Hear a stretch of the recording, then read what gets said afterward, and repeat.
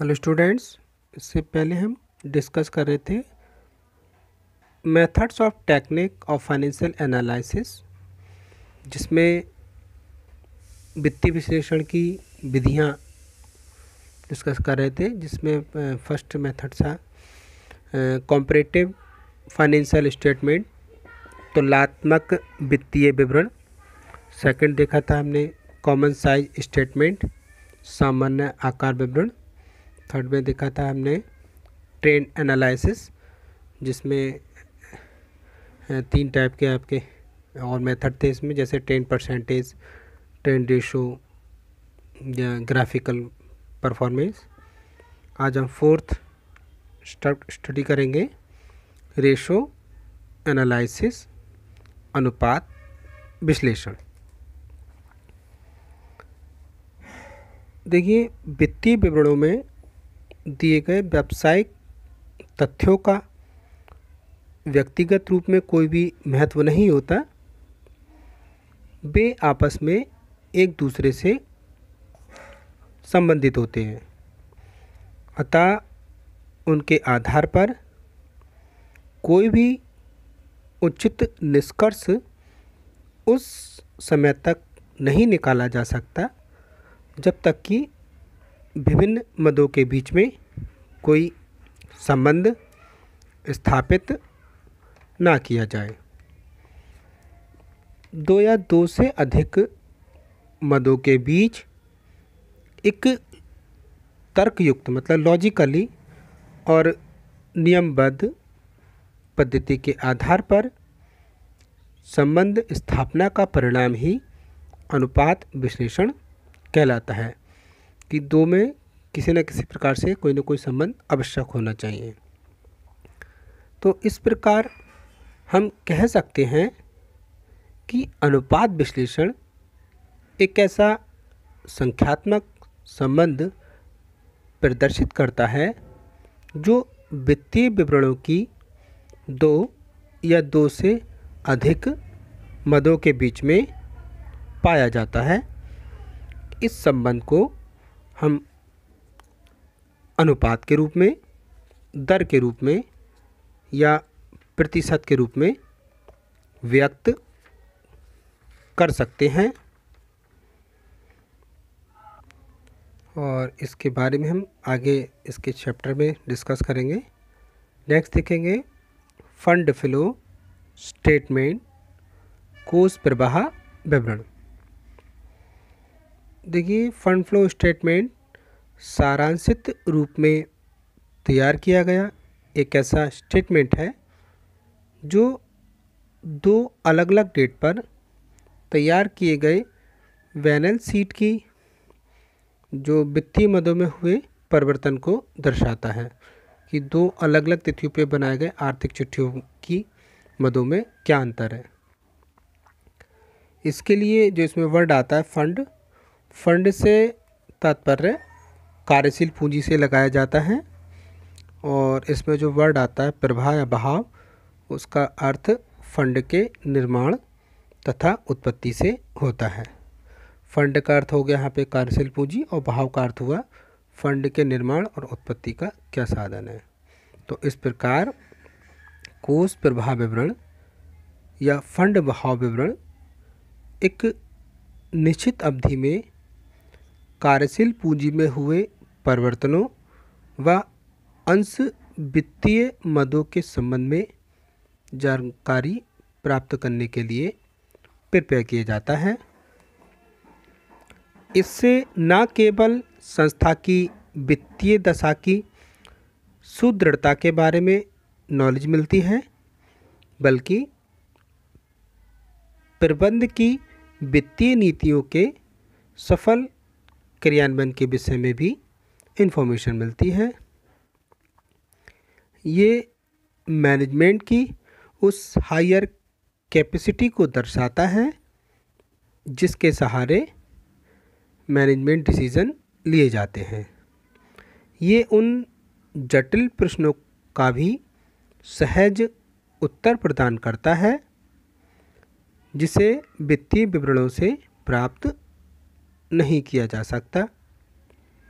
इस विवरण की महत्ता पर प्रकाश डालते हुए AICPA ने मत प्रकट किया है।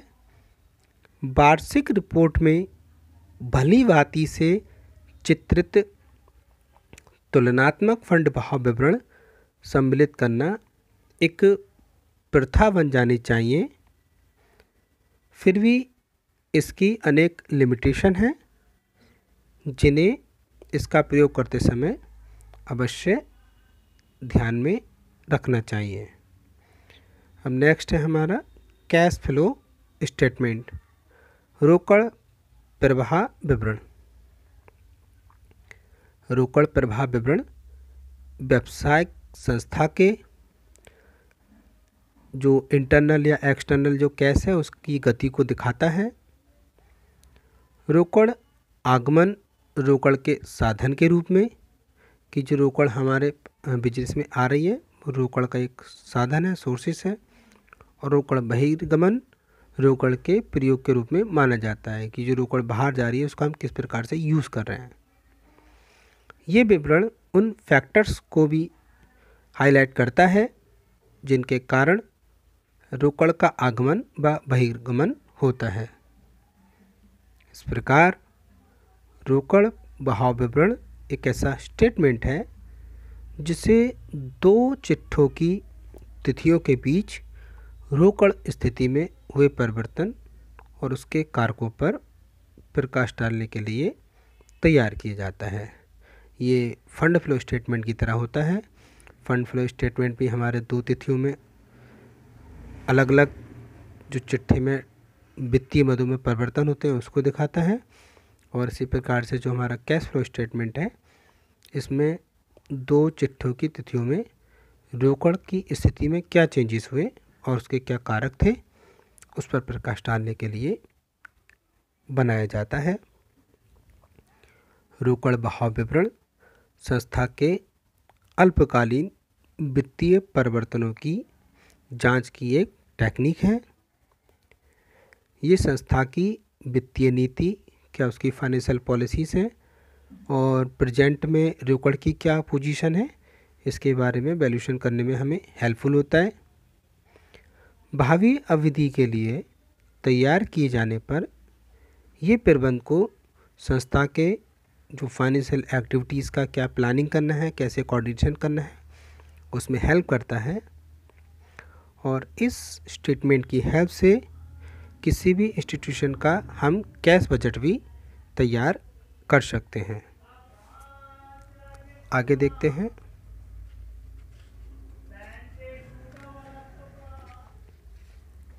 ब्रेक इवन एनालिसिस, सम विच्छेद विश्लेषण। किसी भी उत्पादन संस्था का आर्थिक निचोड़ उसके द्वारा उत्पादित वस्तु की लागत, उसकी मात्रा और उसके लाभ पर निर्भर करता है कि कोई भी संस्था किस प्रकार से प्रोग्रेस कर रही है। तो उसके बारे में हम वो किस वस्तु का उत्पादन कर रही है, उसकी क्या कॉस्ट आ रही है, कितनी क्वांटिटी में कर रही है, उसको कितना प्रॉफिट हो रहा है, तो इस पर डिपेंड करता है, क्योंकि इनमें तीनों में घनिष्ठ संबंध होता है। यही कारण है कि बिजनेस में प्रॉफिट अर्न करने की कैपेसिटी का वैल्यूएशन करना और प्लानिंग करने के लिए वित्तीय प्रबंधकों द्वारा मात्रा लाभ विश्लेषण, या जिसको हम ब्रेक इवन टेक्निक कहते हैं, इसका प्रयोग किया जाता है। ब्रेक इवन टेक्निक वह टेक्निक है जिसके द्वारा किसी इंस्टीट्यूशन या किसी इकाई की लागतों और आगतों के संबंधों का अध्ययन उसकी विक्रय मात्राओं के साथ किया जाता है और बिक्री के जो अलग अलग लेवल हैं उस पर प्रॉफिट की क्या पोजीशन है ये ज्ञात की जाती है। सम विच्छेद विश्लेषण मतलब ब्रेक इवन टेक्निक्स का हम प्रयोग दो अर्थों में करते हैं। एक होता है हमारा व्यापक अर्थ में। व्यापक अर्थ में देखें तो ब्रेक इवन टेक्निक बिक्री या उत्पादन के अलग अलग लेवल पर जो उसकी कॉस्ट है, उसकी क्वांटिटी है और लाभों के बीच संबंधों का अध्ययन प्रस्तुत करता है।